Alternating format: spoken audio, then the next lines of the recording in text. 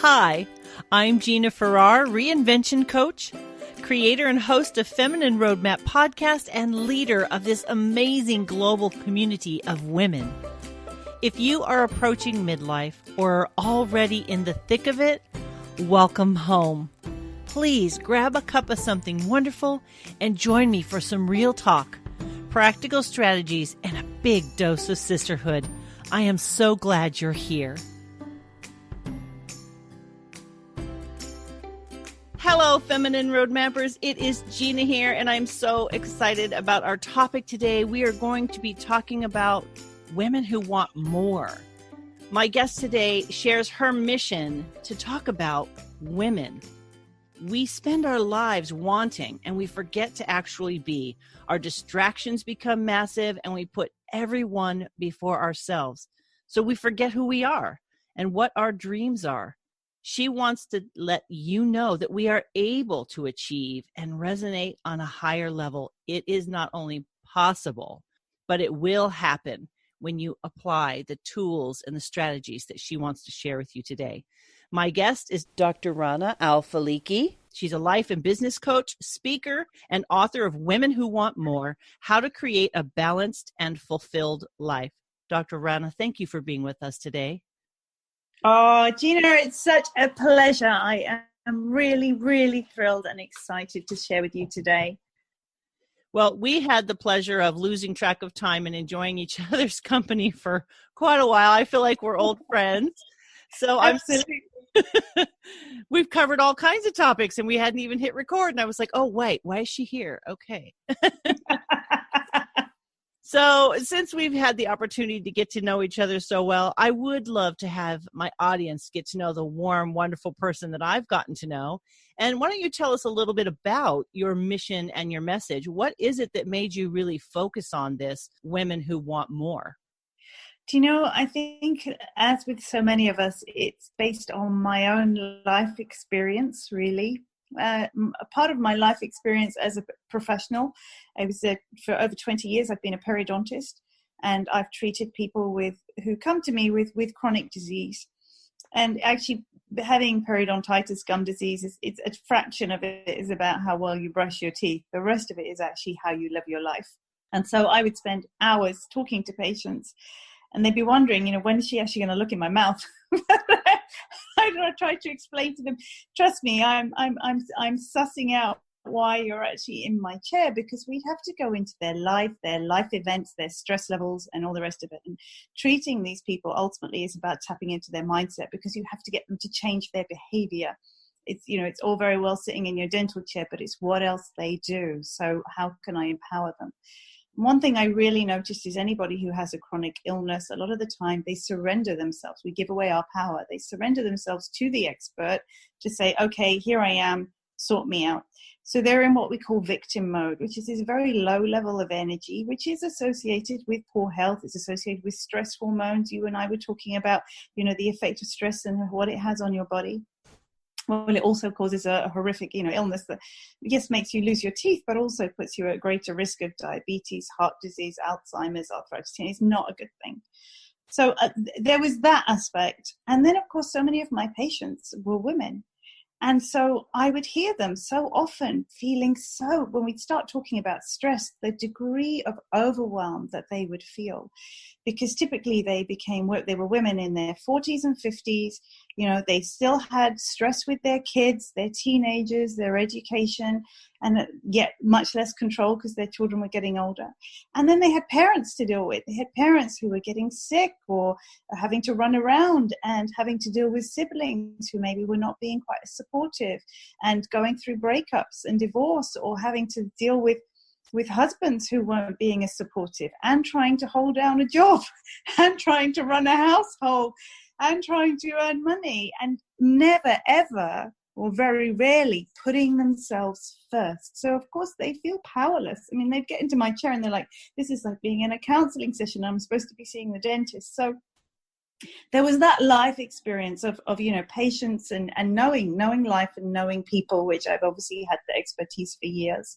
And that's what really triggered me to change and to shift into becoming a coach, because I wanted to help people beyond just their health, and actually let me help you with those problems. But then, of course, my own life story is one of experiencing just that as well. I came from a childhood of being sexually abused, which I blotted out until I was in my 20s, and then it kind of came to me. I felt incredible guilt when I found the courage to tell my mother what her father had done. And at that point, I really didn't even have a voice. I couldn't even really tell her the details. So I told her, go and talk to your sister, but I just can't. I just couldn't verbalize exactly what it was that had happened. And then my mother sadly died a few years later, and I realized that from breast cancer, and I was her support. I was her best friend. She relied on me as her daughter, not on her husband, because she didn't want to burden him. The typical thing, we don't want to burden other people with our problems. And then I realized, I was in my 20s, excelling incredibly with my career, my postgraduate studies, but I was all alone. I'd had repeated relationships, engagements, which I would break off. My father couldn't stand it anymore. He left the country because he missed my mum so much. My sister left home. My brother left home. I was literally left at home with our African grey parrot, who lived for over 30 years. I would move house. My parrot would go with me. Those things live for so long. Oh my goodness. Oh, he was gorgeous. I tell you, he was beautiful. And he still used to speak in my mother's voice. So it was really sweet. But, so I had this life of incredible, everybody saw this incredible, amazing career woman. And yet my life felt like it was hell inside. I just felt like I couldn't get anything right. When was I ever going to be lucky in love? I got married. I thought everything would be great. I thought I'd really learnt my lessons. And yet I found myself in an emotionally abusive relationship yet again. And I don't want to get into the whole kind of narcissist empath discussion, but there was a lot of that. But I recognize actually we all have a role to play in that. And if someone had plucked me out at that point and shown me how to set boundaries, how to communicate, how to stand up for myself, how not to give all of myself away, then actually I may well still be married. But instead, I have 3 beautiful children, but I had multiple miscarriages. That was a story in itself, to try and have those kids. And sadly, as well as the miscarriages, had to give birth to one that had died. And my husband, that day when I buried him, phoned me up because he was at work and couldn't even remember what it was I was doing that day. And, we were still very much married then. So it gives you an idea about the loneliness inside that I felt.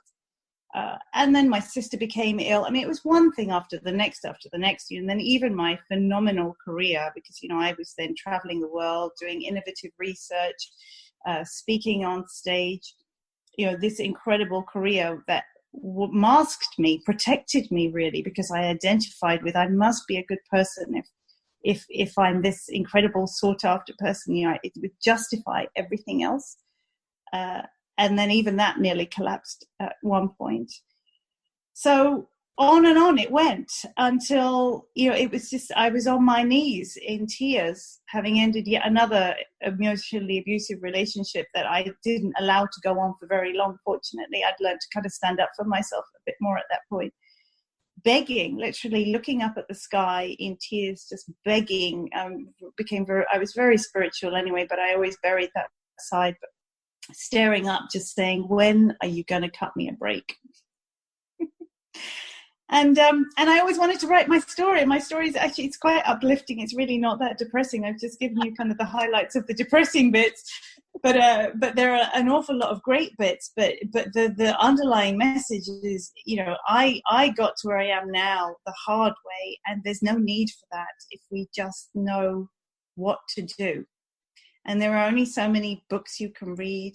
There are only so many people you can talk to. But you ultimately have to be prepared to do the work yourself. And you can get insights, but it's what you do with those insights. And of course, in my coaching, that's how I help people, but not by dictating to them, because you can't tell anybody what to do, because it's never a one size fits all. We are each unique. What makes us who we are, how we respond, how we react is based on every experience in our life and our upbringing. So to have a one size fits all, you just can't do that. And so even in the book, yes, there's a lot of insights, but there's a lot of individual work to do on yourself so that you can help propel yourself forward. in all of that you're sharing, there's this thread of that slowly, methodically, us losing ourselves in something or someone. Very much so. Yeah, exactly. And identifying ourselves as a wife, identifying ourselves as a mother, identifying ourselves as a very successful career person, because it makes us feel better about ourselves, and justify things. And actually, if we just took a step back and remembered who that confident, amazing, sassy person was, maybe pre-kids, maybe pre-marriage, and we retained some of that throughout the rest of our lives and learned how to communicate it. We're not talking about rubbing people up the wrong way.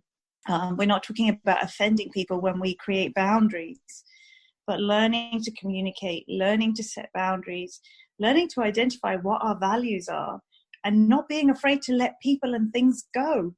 That it's okay to move on.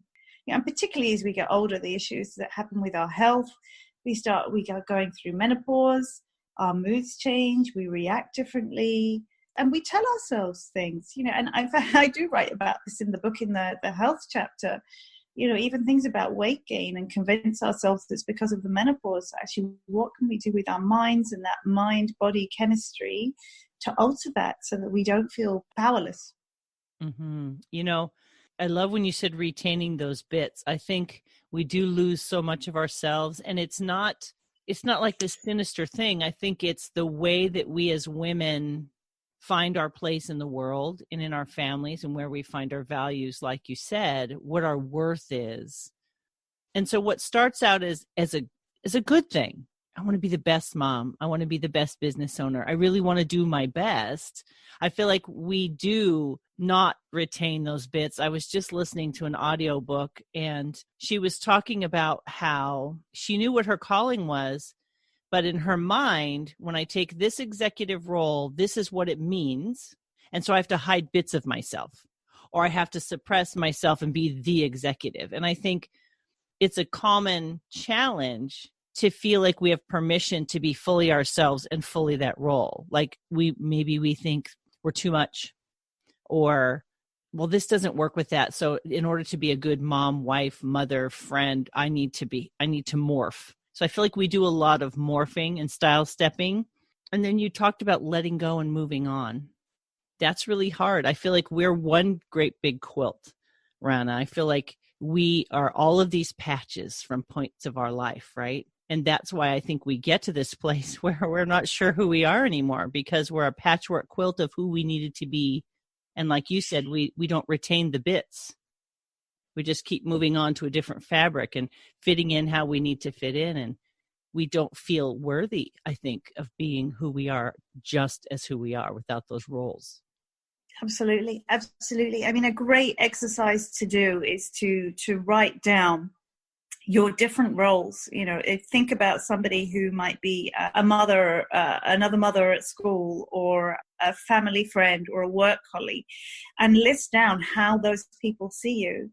If those lists are different, then you have to ask yourself why, because it shows you're not being your authentic self. And in actual fact, the easiest way for us to not have our energy drained is to be the same person in every situation, because it's so automatic. And yet we often don't. We wear different outfits, different masks, different hats, however you want to look at it. And that in itself becomes an energy drain.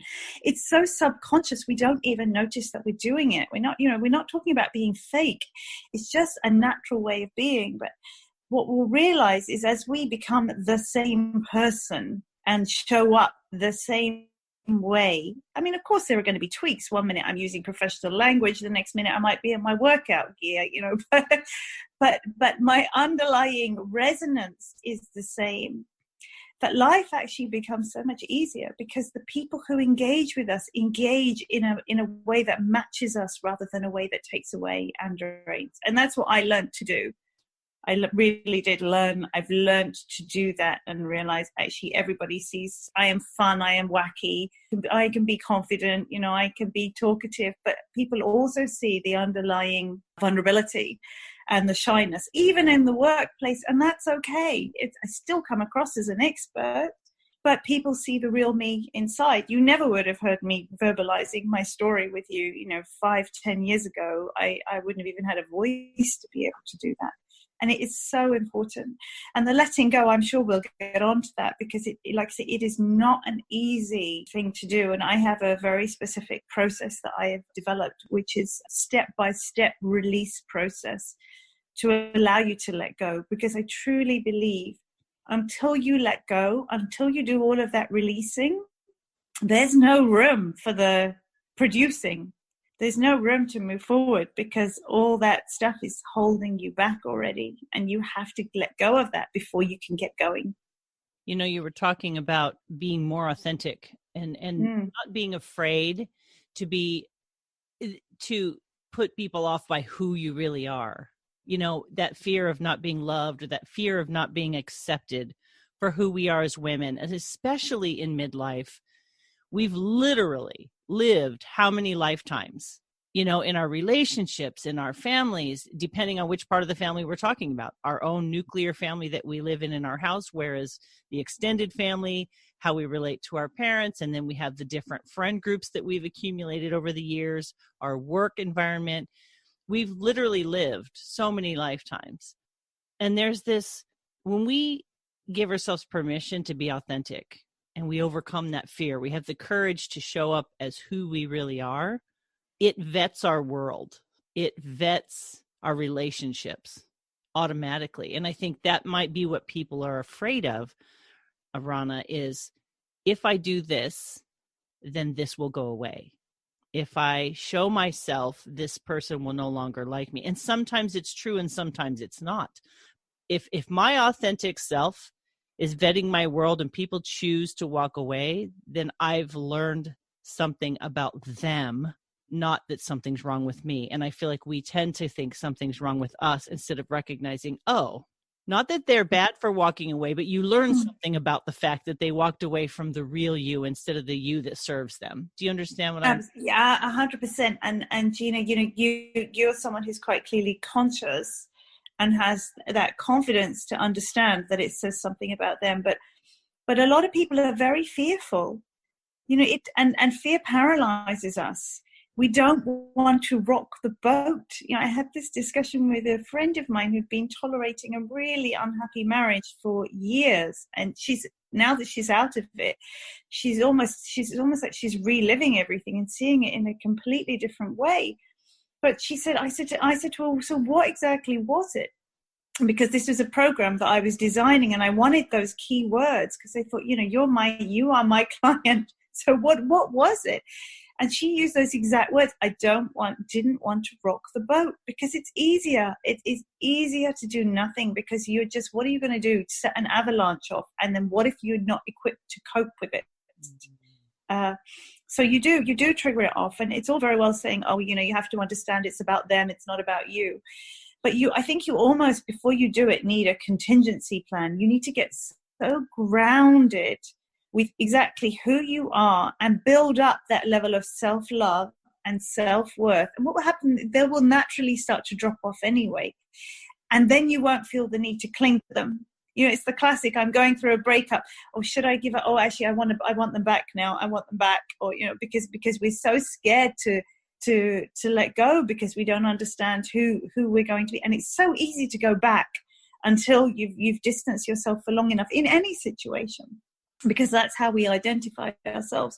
So you have to I would always say to someone to do the work first, to really, really get grounded in understanding who they are, what they believe in, because then they can come back to it. The minute they start to doubt themselves, the minute that person walks away from them, the natural instinct is to cling back to them, because, oh my God, why did that person walk away from me? I'm a good person, I'm not.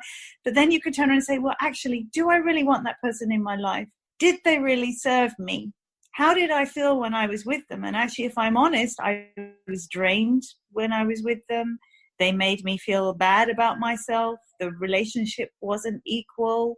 I supported them more. So actually, how good could my life be without them? And again, there are tools and ways to be able to reflect and deal with that, just so that you do stand in your ground.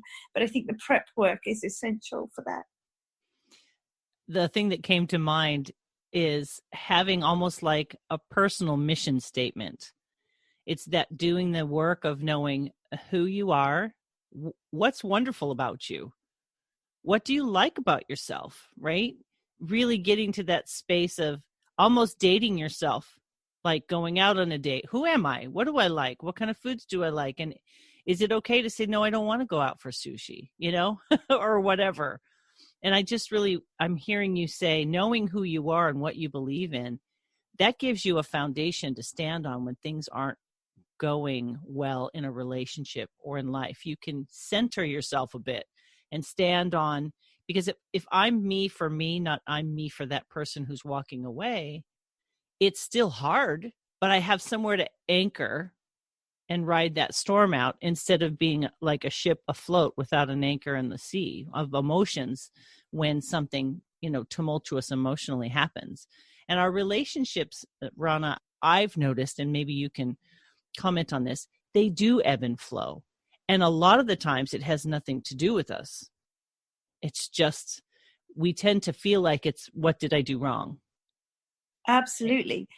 Yeah. So if you take the example of parents, for example, we may be behaving exactly the same way, and yet we wonder why some days someone is short with us and other days they're loving towards us. And the first instinct is to think, oh, what did I do? What did I do now? What's different? And the reality is not necessarily us. So it's about, as you do resonate at this higher level, you learn to, yes, take responsibility for yourself, but only for yourself, not for other people, because we can't change other people. There's that irritation of our parents, especially as we get to this age. And you and I are not dissimilar in age, but especially as we get to this age, and our parents remember who we were as kids, or they think they can tell us what to do still, or they don't recognize how much we've changed. And they don't want to hear it because they just remember what we used to be like. You can really set off your trigger points when they keep telling you, oh, you're always like this. Oh, you always do this. And you're thinking in yourself, but I'm not inside. I'm not that person. I'm not always like this. I don't always do this. You won't be able to change what they say and think. But what you can do, again, it comes back to you. You can work on yourself so that you are not triggered the same way. That is so powerful. That alone is such a powerful truth, that knowing your triggers, getting to know what triggers you. I think when I was younger and I had an anger problem, I had to learn that anger was a secondary emotion. And so I learned what triggers were through that journey. Okay, I'm having this irrational anger. What just happened? Like looking back, just a second, 10 minutes ago, I was fine and now I'm not fine. What happened? And really recognizing where I'm responsible. It's either a thought that I've been harboring that's unhealthy, or maybe an imbalanced perspective, like learning those things about ourselves. It is work. And you mentioned that early on, doing the work. And triggers, Rana, are something that I think a lot of people aren't aware of. They're like, oh, that person makes me so mad, right? I say it to my 8-year-old son. This is my youngest because I have teenagers, but he's the youngest, and he'll be crying and he'll be saying, you made me upset. And right from this age, I said to him, I didn't make you anything. You chose to be upset by what I said. I mean, it irritates the hell out of him, but I'm just trying to get him started at a young age to make him realize he has choice. Yeah. We all have choice. And a lot of the times, the older we get and the more programmed we are, we forget that we have that. We feel powerless because the triggers are there. So let's peel off the triggers and recognize that we have choice. We have choice about what we do, but we have choice about how we feel. We have choice about how we respond. And notice I use the word respond because to react is a trigger. It's a reflex. It's based on a lifetime of learning. And what I do to help people, and where I aim to get people, which I think we should all aim to get to, is to get rid of the reactions. The reactions should be standing in front of a bus coming towards us and thinking, oh, damn, I better get out of the way. That's a reaction to protect us. What we want to do is, with everything else in life, is recognize we don't have to react. What we have to do is respond. And to respond, we have choice. there's power in that process. It's an empowering process. And what you're saying is there's the acknowledgement that something triggers you, and then the power comes in. What am I going to do about it? Mm-hmm. It takes Exactly. the victim away, right? Yeah, takes the victim away. Exactly. And, this is where, as a core energy coach, what I do is we talk about these different levels of energy, and you've touched on them. So there's the powerlessness, which is, say, we feel guilty. Okay, we feel guilty when we go to a restaurant and we say, I don't want sushi. There is some guilt in that. And that low level of energy is what's associated with those higher levels of cortisol and stress hormones that make us feel unhappy, or that, we feel unhappy when they are circulating in our body. The next level is what you talked about, which was the anger, frustration, the need to control. I have a lot of level 2. It gets stuff done. As a businesswoman, boy, did I get stuff done. But I used up so much energy in that process because it's force rather than power, because you're pushing, and ultimately you end up feeling burnt out. So that's the typical kind of corporate burnout, where you're just doing all the time. And then you touched on responsibility. We get beyond, we start to take ownership of who we are. We get to rationalizing things to make us feel better, becoming more responsible. And as we start to elevate, and I know we'll get on to these levels, we get to a point of gratitude, of service, of opportunity, of purpose, of joy, of peace. That's where we want to be. Because that from there, you really are the bird in the tree looking down with a huge amount of power.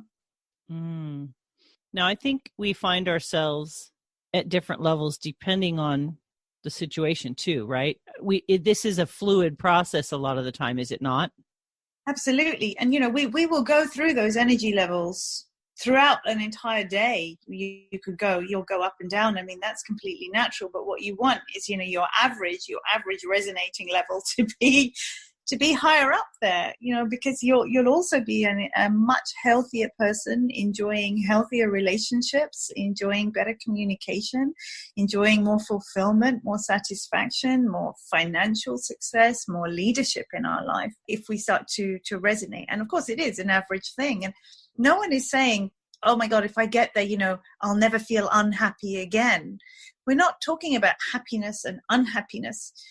Because to be happy, you just can't. You can't be happy 100% of the time. You will wake up and you will have those moods. And back to our age, we definitely have those moods. And I just have to let it go. I wake up and I feel utterly miserable that day, but I don't attach to it. I just accept it. I let it flow through me. I acknowledge it. I think, okay, what is this teaching me about myself today? What do I need to know? And then I let it pass through me, because the more limelight I give it, the more my focus goes on it. And actually, the more miserable I feel. And then I might find a few hours later, actually, it's gone. It's passed through me. So I talk about something that I call luminosity rather than happiness. It's about shining. And that's where we want to be. We want to shine, because we can't be happy. It's just the thing, we're not kind of talking about a concept that's so intangible of, oh, you can be happy for the whole of your life. No, but you can have that inner sense of peace and fulfillment. The word that came up for me, Rana, is expectations. For me in my journey, I found that it was my expectations of how a situation should go, how my child should respond, what my husband should do, what that checker should do, or what the customer before or behind me should do. That was what was happening before I would get angry. And so I finally boiled down to, okay, this is what triggered me. And why did that trigger me? A lot of the time it came down to my own expectations. Does that come into play a lot for you when you're talking to someone about what they want versus where they're living, which is, well, I thought it would be this way. I expected this. So they're not really living into the dream. They're kind of living backwards. Do you understand what I mean? Very much so, very much so. And the telling word is the should, because the should is even what we tell ourselves. I should be doing this, and that person should be doing that. And so, yes, as you stand in your own power, as you take responsibility, it stops being a should situation. It becomes it just is. Yet my child should have been wearing a mask in school and they got a detention for it. Unfortunately, that's what's going on here in the UK. But they should have been doing something.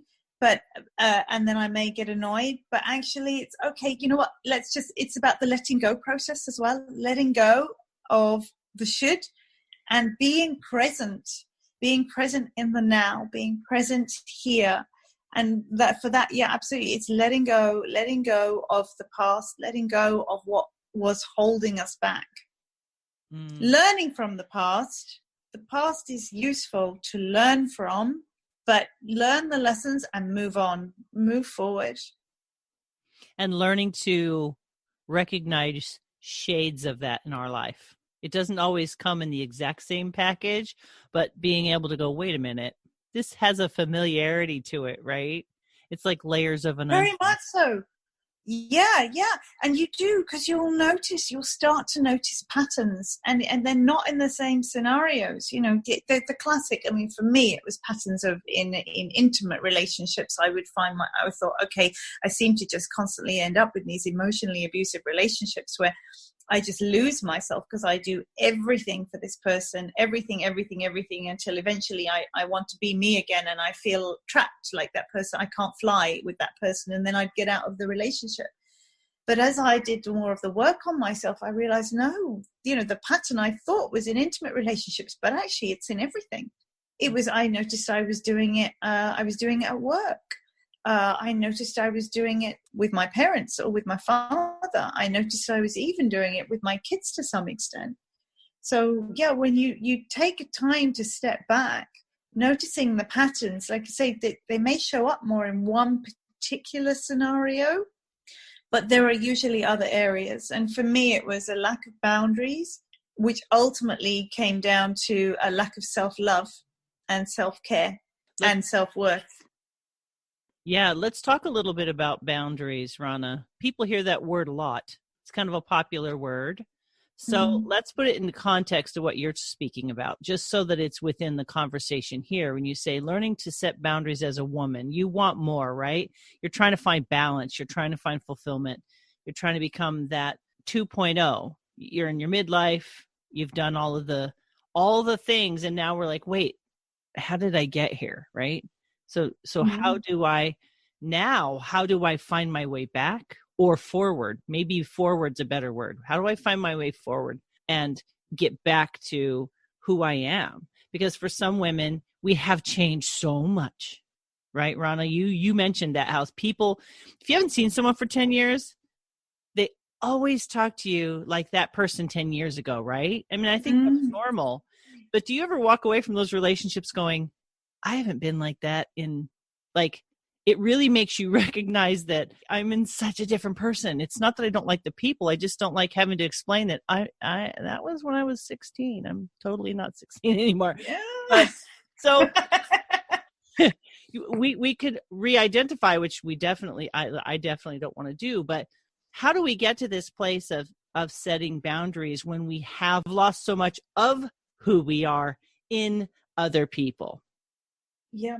So the first step, of course, is to identify who you are again. Is to identify, okay, what is important to you? That's what we mean by value. Your value is what is important to you. So who are you? Are you? So is a important value to you trust, or is it honesty, or is it something to do with health, or is it something to do with abundance, or what is really, really important to you? Because once you establish that, then it's from that line, that area, that you can then start creating these boundary lines, because it's about what is important to you. So, I mean, one exercise I would suggest is, if you have a particular context, be it something to do with work, for example, determine what is important to you, and then let's draw the boundary lines. What are you prepared to tolerate versus what are you not prepared to tolerate? And then let's find a middle ground. So if I give you an example, it might be that you have a very demanding job. So, okay, and you've got a boss who you feel is walking all over you, making you work till 8 or 9 o'clock. I mean, especially at the moment with online work, right? The boundary seems to have disappeared. You're getting emails at ridiculous hours and everything. So you might think, okay, you know what? I am prepared to tolerate that. But what am I absolutely not prepared to tolerate? Well, it might be, okay, I'll go to 8 or 9 o'clock on a weekday, but there is no way I'm having it impacting on my weekends because that's my time with my family. So that's your other extreme. And obviously you've determined at that point, what are your values? Your value is obviously your time with your family. So that's gone on to that side. And then where do you draw the middle ground? And for this, I have to be very clear. Middle ground does not mean compromising. I don't like the word compromise because for me, compromise means taking something away. And I don't think any of us should ever compromise ourselves. It's how do we look to a win-win situation? So what would make you both happy? In which case I've said, I don't want to work. I don't mind working till 8 or 9 o'clock, but I need to have my weekends. So where do you find a point at which you and your employer and perhaps your spouse, because they want some time with you, is happy? So it might be, okay, I'm prepared to work till 8 or 9 o'clock, 2 evenings a week, and I'll do one weekend a month as long as I am completely left alone the rest of the time, for example. And if you're completely happy with that middle ground, then of course, once you've defined the boundary, you'll probably feel a lot better about it because you've got it out of you, the stuff that was bothering you. Therefore, it was having an emotional effect on stressing you out. Then obviously it's a case of implementing it, which comes down to a different subject about communication and so on. But the first step is obviously it's identifying exactly what you want and why. Mm-hmm. You know, as you're talking about this, Rana, I'm thinking this has shades to it as well, because as we're setting our own boundaries, there's also that piece of respecting the boundaries of the people we are in relationship with, meaning noticing when we might overhelp, overserve, overstep. So a boundary could also be, I'm going to set a boundary for myself to give the space to this person and let them come to me when they need something instead of constantly trying to be the woman who meets everyone's needs. Do you see what I'm saying? Absolutely, but it is a boundary. And again, it's not an easy thing to do because it's our natural thing is we want to help people. I want to do it for you. I can help you. But actually, it's a very strong boundary because you recognize that by doing that, you are draining yourself by giving too much. And you're also stopping that person from standing in their own right, you know, and developing. I mean, a classic thing we do is with our kids, don't we? Oh, I'll just do that last bit of homework and, you know, and oh, it's okay, I'll clear up the kitchen for you. Even silly things like that. So it's about then something like that might be completely because with that, we're going to feel guilty because, you know, and then the guilt is going to eat us up. That's what's going to drain our energy because that's a low form of energy. So with that, you have to reconcile in your head, I'm going to give this person the space and identify the benefits that that person is going to experience by you giving them the space to make you feel better and allow you to step back. Yeah.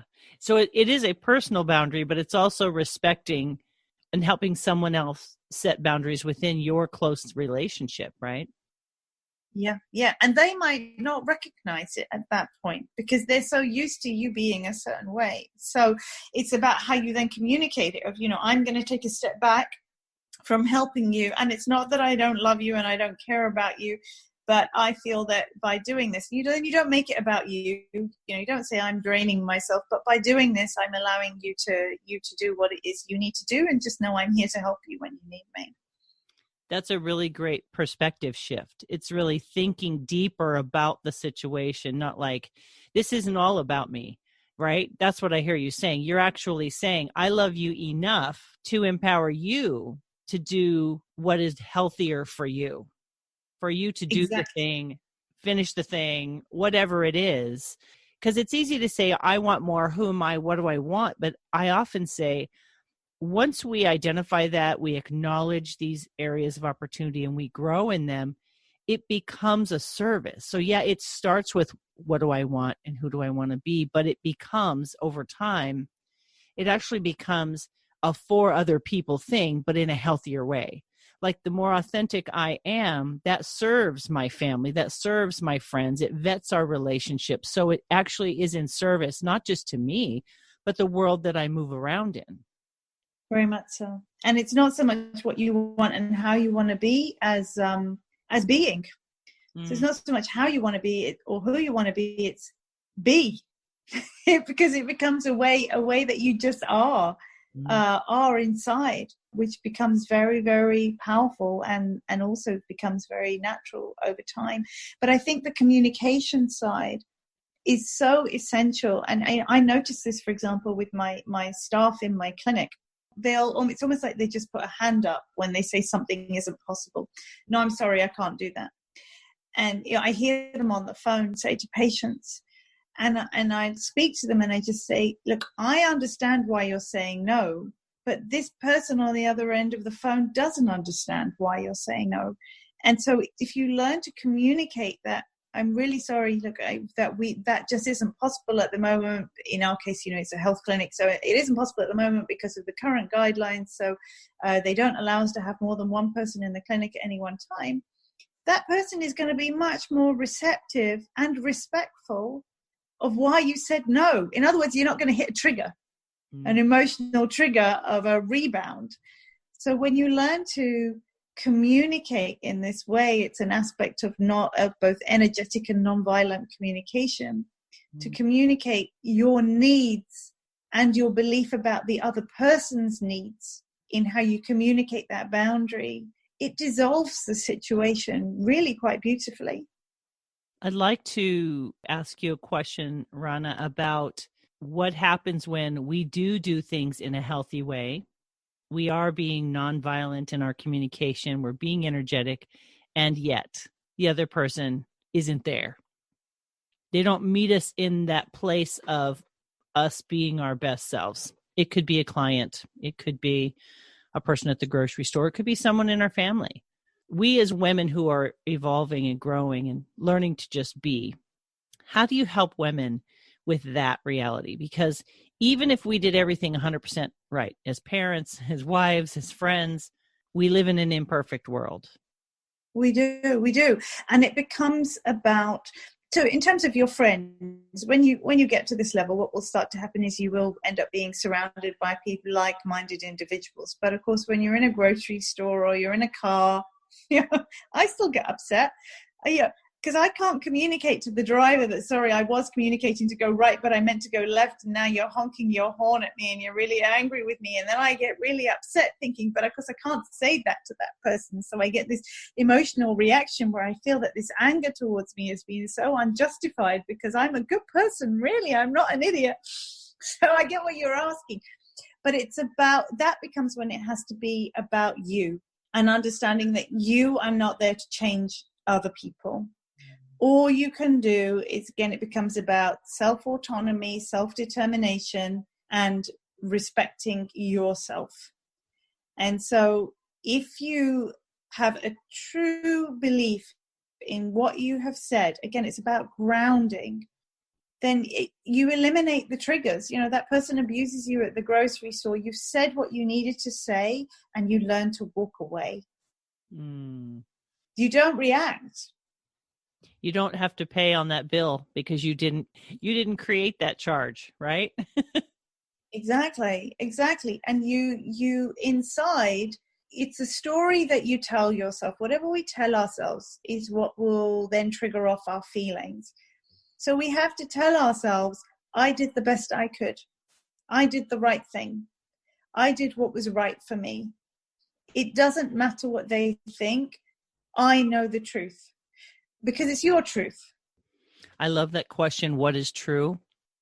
Because so much of what we say to and about ourselves and about situations are either perceptions or learned concepts about people and things.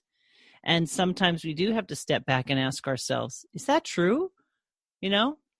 Does it always happen that way? Does it never go right? Like just the things that we say all day long to ourselves, depending on the situation. And I think what I'm hearing you say is there's also a bit of empathy to that. right? Because Yeah. understanding that maybe you've been gifted this opportunity to understand yourself more, learning to identify and acknowledge things and shift. Not everyone is in that place. Not everybody wants to be in that place. So there's almost an empathy in the sense that, not an empathy where you're unhealthily connecting to people, but you can stand there and recognize, you know what? This is a journey I'm on, and maybe my sister's not on that journey. Maybe my mom's not on that journey. I have no idea if this angry guy in the car is on that journey. Doesn't appear to be, but maybe he's having a bad day. And just really learning to disconnect from the emotions of the people around us. Exactly that. Yeah. And just, and also again, back to the stories, yes, that person may be raging at you, but they may have had a really bad day. Or, if it's a case of your family members, recognizing that they've been through different things in their life and that's made them the way they are. So it becomes a level of acceptance, which is part of the surrendering process. There you go. I was going to say it can be difficult to accept if you want something different. And so surrender, what a perfect word. Exactly. Learning to surrender, which comes back to letting it be, letting go of the attachment. And so sometimes the letting go of the attachment is about letting go of the event. What you don't let go of is how you want to feel about it. So, you might think, okay, if I won the lottery, I'm going to feel amazing. I'm going to feel on top of the world. Let go of the attachment of needing to win the lottery in order to feel amazing. You may come into money in other ways, but usually you're limiting yourself by saying it's winning the lottery. So just think, money will come into my life or whatever, but what you want to do is not attach to that. What you want to do is attach to the feeling, because what will start to happen is you will attract things, people, etc., into your life that will help you to feel the way that you want to feel. I mean, for me, my biggest value is freedom. And I recognize that in all my common themes that have happened in my life, it's when I've been felt trapped. So actually what I want is to feel freedom. So one thing you can do is think about, okay, how do you want to feel? And then almost put that in the middle of a diagram. So for me, it's freedom. And then have all these arrows coming into that feeling and add in all the possible things that you think would make you feel that way. So it might be, great communication. It may be, road trips. It may be hiking. It may be money. It may be, things being easy at work. It may be, not running into traffic. It might be, having parents and kids who give you an easy time. But then you have your map of everything that contributes to that feeling. What you want to do is home in on the feeling, because then you will ultimately you'll start to resonate at that level, and the situations around you will shift to give you that. That's a good visual too, because when you see it on paper, it's not just the thoughts running around in your head. You have the opportunity to verbalize it on paper, and then you have some kind of action you can take. Absolutely. And you get the aha moments, because when you actually take the time to think about it, you realize, it's not just one or two things. There are so many other events or things that can add to me feeling that way. So swinging it all the way back to this idea that we can actually achieve what we focus on, and it is possible, and it's probable if we take steps to move in that direction. And so what I hear you saying is all of the things we've talked about today are those steps that lead to the possibility of achieving the things that we focus on. But it all comes down to, we have to shift who we are. And we have to be different to get different outcomes. People hear that all the time, but it's so true. It is so true. I like to draw the visual of two parallel lines. And if they just stayed that way, they are just going to, they're never going to merge. All you have to do is shift one line, half a degree off course. and they will start to diverge. And the longer you leave it, the further apart they'll be.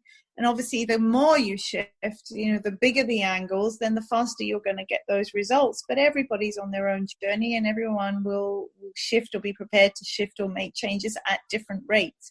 But you just have to go a little bit off center to do it. You have to be prepared to do it. And I think sometimes this is the difficulty in understanding that, yes, we can visualize, we can have mantras, we can have affirmations, we can do so much of that, but of course we have to take the actions. And I think sometimes it could be difficult when you're trying to be and surrender, and yet you still have to take the actions. So it doesn't quite make so much sense. But the way to do that is really what we're talking about is take those actions authentic to you and to who you are, and allow those actions to be guided. So, for example, when I talk to people about affirmations, rather than typically saying, constantly affirming to yourself, I am worthy, I am loved, I am confident, and yet the reality is you're trying to tell yourself something, but no matter how many times you tell yourself, in your heart, you're not really likely to believe it. There's going to be some kind of mismatch. So I suggest to people to ask with the affirmation. So to turn the affirmation into a question. What do I need to feel confident? What do I need to feel worthy? Because if you keep asking the question, the answers will drop in, be it through a meditation, through a dream, just through an aha moment in the middle of nowhere, or you'll start to notice things that you're reading on the internet or whatever, because you've put the question out there. So then you have your actions there, because you're at a point where you're being guided in whatever way, shape, or form, but you're being guided towards where you want to get to. Then your affirmation has much more power. I was reading something somewhere that said, if you ask yourself a question in third person, it removes the pressure. Why am I doing this? And saying, Gina, why are you doing this? It does something in the brain to shift our ability to think. Instead of pressure, it kind of opens up opportunities. So I totally hear what you're saying. The question, when it's phrased right, acts as a guide, and it makes us more aware. That's what's happening. We're giving ourselves the opportunity to see things differently. So absolutely. I do have a final question for you, Rana. If you had to, kind of sum up what you really want women to hear from this really great conversation, what 3 things do you really want them to walk away with today? I think the biggest thing is recognizing that we have choice. We don't have to remain stuck with our head buried in the sand. And if we are prepared to release, then we truly can shift forwards in life. We can have the perfect balance. It is possible. That's if we're prepared to release, we can move forward. That's back to that personal responsibility, isn't it? It doesn't lie on anybody else. It really does come down to us. Well, Rana, I want to thank you so much for joining me today and for just sharing such wonderfully authentic and helpful tips and strategies, and for sharing your experience in a way that is, I believe, going to touch someone. And when we make that kind of a connection with someone who is learning to be more authentic. I love the way you showed up today. It's been such a pleasure to spend time with you. And I know that what you're doing is going to make a difference, because in the short time we've been together today, I've already been encouraged, enlightened, and have another step in my own path just from the time that our paths have crossed. So thank you so very much. Oh, an absolute pleasure. I can't believe an hour went by so quickly. It's amazing. But it's a sign of a good conversation. I always get like, oh, it's over. But anyway, I want to thank you. And I'm so grateful for my audience who've joined us today. And if you're wanting to know how to find Dr. Rana, what is your website? The website is lightchangescoaching.com. And you also have a podcast. What's the name of your podcast? I have a podcast. Yep. My 3 big words. So be free, be fun, be fearless with dr-rana-al-falaki. That's on YouTube, and then also on Apple and Spotify. Excellent. All right, my friends. Today I've been speaking with Dr. Rana-al-Falaki. She's a life and business coach, speaker, and author of Women Who Want More, How to Create a Balanced and Fulfilled Life. And if you head on over to www.feminineroadmap.com/episode 200, you will find links to Dr. Rana's website. She has a free gift for you, so the link will actually take you to the free gift. So please go check that out. I will also have a link to her podcast for you.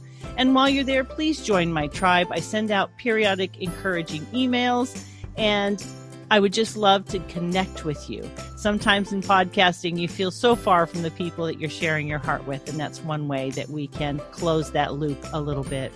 Friends, this has been one of those conversations that I think we need to sit down with a cup of something wonderful and bring a friend or two along and sit together and listen, and then have a conversation about how we can reconnect with who we really are and where we want to be in this life.